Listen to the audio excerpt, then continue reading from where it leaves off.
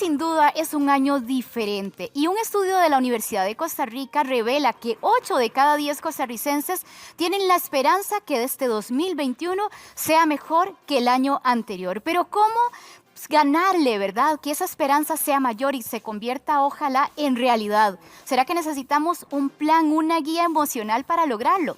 Hoy la psicóloga Paola Vargas nos acompaña en esta mañana y nos habla de estos pasos para fortalecernos. Muy buenos días, Paola. Gracias por acompañarnos. A ustedes, muchas gracias. Comencemos porque hoy en Giros queremos darle esa guía, ese plan emocional para robustecernos en este 2021 y que sea un año mejor, que es lo que todos esperamos.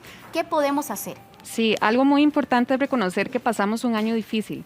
Fue un año complicado, un año que llevó mucho estrés, mucha ansiedad, incluso las estadísticas han dado resultados de cómo esto ha aumentado. Entonces, ese reconocimiento emocional de decir, bueno, tenemos un nuevo año, que mucho de este año va a estar influenciado por nuestra actitud.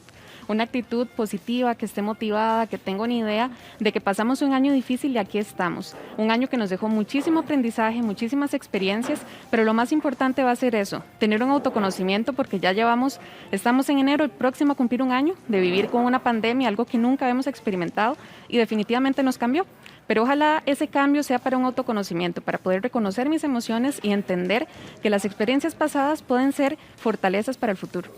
Ahora, ¿cómo lidiamos con emociones como el miedo? Porque en mayor o menor medida, todos en algún momento hemos sentido miedo, algunas personas incluso han llegado al pánico. ¿Cómo logramos que esas preocupaciones no se deriven en ataques de pánico incluso, verdad? Claro. Algo muy importante es que el miedo no hay que satanizarlo. El miedo es una emoción como tantas otras que como seres humanos experimentamos y que necesitamos incluso. Si yo no experimento miedo, no voy a tomar medidas para cuidarme y para protegerme. Entonces, ¿cómo identifico yo el miedo? Primero a nivel individual. ¿Cuándo siento miedo? Mi cuerpo me lo va a decir. La manera en que yo experimento miedo puede ser muy diferente a la manera en que usted lo experimenta. Puede ser que a mí me suden las manos, me duele el estómago, me duele la cabeza, hable mucho y tal vez su reacción sea más bien apartarse, que no coma o que coma de más. Cuando yo identifico cómo reacciona mi cuerpo, puedo decir, ok, lo que estoy experimentando es miedo. ¿De dónde viene ese temor? Me da miedo a contagiarme. Ese temor me ayuda a protegerme y a tomar acciones, entonces no hay que satanizarlo. ¿Qué pasa? Que cuando yo lo entiendo, comprendo y me autoconozco, yo puedo evitar caer en el pánico, porque entonces el miedo me da medidas para protegerme, el miedo me hace entender qué es lo que está pasando. Si yo inmediatamente dejo que esa situación me abrume, que esas emociones me agobien, ahí es que salto al pánico.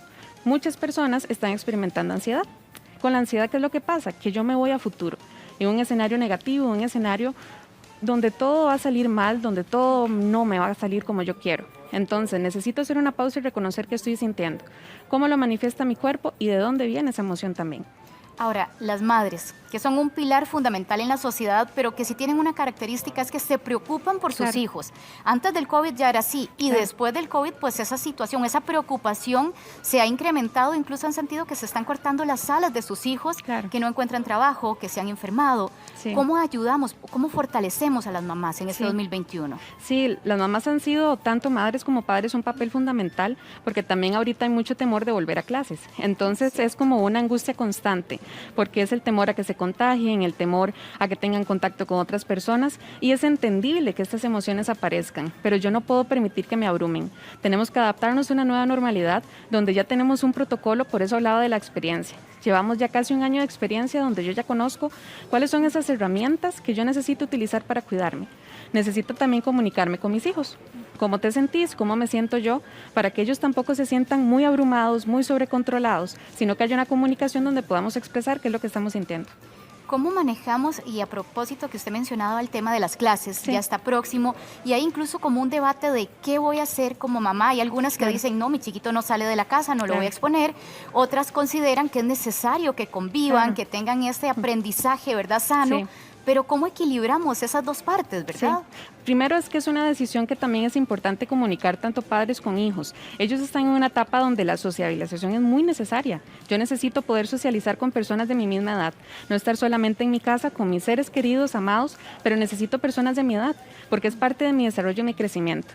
Si yo solamente como padre de familia impongo y digo, no, no lo vas a hacer, y no le pregunto, no le cuestiono, incluso no tomamos medidas porque muchas personas les preocupan y dicen, pero es que mi hijo, ¿cómo no va a dejar de tocarse la mascarilla? Mi hijo, ¿cómo va a hacer? Bueno, eso puede ser un proceso de aprendizaje continuo desde la casa. ¿Qué es lo que no tenés que hacer? Y empezamos a aprender, porque la vida hay que retomarla. ¿Nos va a dar temor? Sí. nos va a dar angustia, claro, como cualquier experiencia nueva, eso puede provocar, pero no podemos dejar que nos agobie porque la vida tiene que continuar. Otro de los temores o miedo que se nos presenta, y más cuando arrancamos año nuevo, ¿verdad? Sí. Queremos ver si invertimos un dinerito, pero también tengo el temor de que lo pueda perder y tal vez sea lo único que tengo, lo poco que tengo. Sí. ¿Cómo, verdad? Sí. Salimos adelante.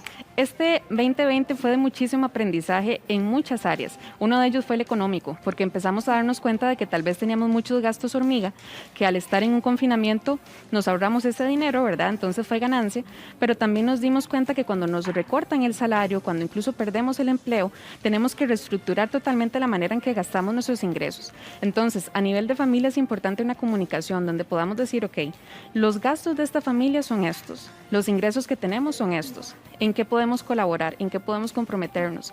Porque hay muchas personas que tienen experiencias diferentes, hay personas con desempleo, hay otros que más bien han decidido emprender y este proceso ha sido de mucho aprendizaje y de crecimiento, pero es importante empezar a establecer prioridades. Tal vez los gastos del 2020 o incluso del 2019 ya no los pueda volver a tener. Entonces, estos años, como decía al principio, son de experiencia y de aprendizaje, que no nos abrumen, sino poder ver para atrás qué me dejó el 2019, qué me dejó el 2020, para ahora en 2021 poder aprovecharlo y sacar la mejor experiencia. Otra de las situaciones que se presentó en este 2020 y que de alguna manera seguimos, ¿verdad? En el 2021 son datos de incremento de violencia, de consumo de sustancias, de ansiedad, de dificultad de convivencia en pareja. ¿Cómo lidiamos con todo esto? Esto es un tema de salud mental. Ha quedado más que evidenciado que incluso la cuarta ola del COVID va a ser a nivel de salud mental, porque todas estas cosas quedaron en evidencia. Personas que nunca habían cuidado su salud mental ahora tienen cuadros de ansiedad. Si yo no manejo mis emociones, si no las reconozco, ¿qué es lo que voy a hacer? Desviarlas en algún consumo de alcohol, algún consumo de sustancia. Si antes no sabía expresar mis emociones, puede ser que mi violencia aumente. Entonces, yo necesito hacer una pausa en este momento y decir, ¿cómo estoy? ¿Cómo ha sido este año que pasó? ¿Qué ha cambiado? ¿Cómo está mi relación de pareja? ¿Empeoró o mejoró en la convivencia? ¿Cómo está mi relación con mis hijos? ¿Nos distanciamos o al contrario nos acercamos? ¿Cómo me siento yo? Porque a veces normalizamos sentirnos mal, normalizamos pasar enojados, pasar llorando, y es importante hacer esa pausa para ver en un año de pandemia, en un año que nunca había experimentado, qué cambió. Si yo ya veo que hay cambios muy significativos, es importante pedir ayuda a un profesional, sea a nivel privado o a nivel público, un acompañamiento de un profesional que me pueda dar una guía y que me ayude a poder experimentar esto de la mejor manera. Siempre hay una cara fea, ¿verdad?, en la moneda. Y, por ejemplo, también inicia este año y hay esos rumores de pesimismo. Claro. Pareciera que estamos todos contra todos. Sí, y eso lamentablemente se evidencia muchísimo en redes sociales. Las redes sociales son un arma de doble filo, porque pueden ser maravillosas para informar, pero también pueden ser sumamente destructivas. Hay un tema que es la empatía, y la empatía no es ponerme en los zapatos del otro, porque nunca voy a poder experimentar la misma sensación de utilizar su calzado. Pero empatía es poder decir, mira, no entiendo lo que te está pasando, pero te respeto, porque no he perdido un familiar, porque tal vez no he tenido la necesidad económica que vos has tenido y por eso te respeto. Y eso hay que aprenderlo, porque si seguimos en esta lucha, si seguimos en yo tengo la razón, yo soy la única persona que opina, no vamos a obtener ningún beneficio. Entonces, eso es muy importante y saber qué uso también le estamos dando a redes sociales y cómo nos estamos comunicando. A propósito de lo que usted está mencionando, muchas veces solo vemos el mal ajeno, ¿verdad? Y decimos, es que vean cómo están haciendo, es que qué mal es. Pero ¿cómo pasamos de ver a los demás y empezar a interiorizar y transformarnos en nosotros mismos? Sí. ¿Será que hay que ordenarnos por dentro primero? Claro. Uno no puede empezar a ver en la paja ajena, ¿verdad? Si yo no veo realmente interiormente cómo estoy yo. No puedo tampoco hacer un cambio si desde mi interior no estoy bien. Muchas personas tienen metas en este 2021, muchos propósitos y eso es maravilloso. Pero si yo no empiezo por mi interior, por reconocer cómo me siento, cómo he gestionado mis emociones, cómo me comunico con el otro, cómo están mis relaciones interpersonales, va a ser muy difícil. Entonces, darme cuenta cómo me ha ido en mi trabajo, con mis compañeros, cómo está mi relación de pareja, cómo está mi cuerpo, porque mi cuerpo también me comunica, aumentos o disminución de peso, alergias, todo lo que el cuerpo somatiza. Eso es importante, no pasarlo por alto y dejar de criticar al otro y empezar a ver un poquito por mí. Mientras yo esté bien, voy a estar bien mis familiares, va a estar bien mis relaciones. Muy bien. La capacidad de recuperarse ante las adversidades es algo que podemos aprender. Claro, la resiliencia no es que una persona no tiene resiliencia y otro tiene demasiado. Van a haber personas que por su contexto, historia de vida, puede ser que tengan una facilidad, pero todos nosotros podemos aprenderlo. Y en realidad cada uno de nosotros ha sido resiliente porque hemos sobrevivido a una pandemia y eso tenemos que aprender a valorarlo. ¿Qué es lo que sucede? Que bueno, yo tengo que aprender a resignificar experiencias, a decir, ok, esta situación no pudo pasar por casualidad. Algún aprendizaje tiene que haber, algún propósito en mi vida tiene que haber con esta experiencia. Entonces, la resiliencia es la capacidad de poder afrontar una situación. Cada uno de los otros lo ha hecho de una u otra forma. En el trabajo he afrontado los cambios, en la convivencia con mi familia lo he afrontado, entonces tenemos esa capacidad y es importante reconocerla. A principio de año siempre hacemos como una lista, ¿verdad? Claro. De eso que queremos cambiar, pero ¿cómo tomamos conciencia de qué es realmente lo que necesito cambiar y que queremos impactar? Claro, no es una lista por hacerla, porque a veces también nos abrumamos y decimos, voy a empezar a hacer ejercicio, voy a cambiar la dieta, voy a empezar a leer y tal vez nunca lo he hecho. Entonces, si yo voy a empezar con una lista de propósitos, lo más importante es que sean realistas. Muchas personas pueden decir, uy, yo tenía una lista y ya es 8 de enero y no he hecho nada. Ya no, 2022. No. Hay que empezar a decir, ok, yo quiero hacer ejercicio y había dicho que iba a correr una maratón, pero ni siquiera salgo a caminar. Empiezo por ahí. Empiezo a hacer pequeños cambios. De menos a más. Exactamente. ¿Quiere hacer una dieta súper estricta? Empecemos a poquito. Ningún cambio tiene que pasarse por menos. Pero entonces, si vamos a hacer una lista de propósitos, que sean realistas, que sean poquito a poco. No hay que decir, es que esta persona ya lo logró, es que en redes sociales todas las personas están, compararme con el otro, porque mi camino es único. Pero sí que sean muy puntuales y que yo sepa que los puedo lograr.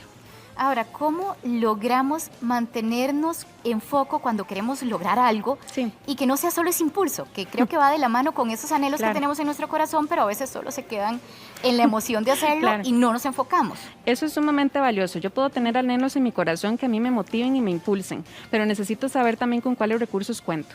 Si yo lo que quiero es tener una casa, pero no tengo un trabajo que me da ese tipo de economía, que me da ese tipo de ingreso para lograrlo, ok, puedo empezar a hacer cambios en mi entorno, cambiar una mata, cambiar una pared, empezar por cambios chiquititos que voy a más grande. Entonces necesito ver con qué cuento, a quiénes necesito, qué herramientas necesito y cómo lo puedo lograr. Me hago un plan. No solamente digo quiero esto, bueno, perfecto, que eso lo motive, pero ¿qué necesita para alcanzarlo? Cuando ya es algo realista y realizable, me motiva más, porque entonces no me frustro, sino que ya tengo un camino a seguir. Perfecto. Paola Vargas, muchísimas gracias por su tiempo y por darnos esta guía para salir adelante en este 2021. Muchísimas gracias, los mejores deseos para este nuevo año. Amén, igualmente. Gracias.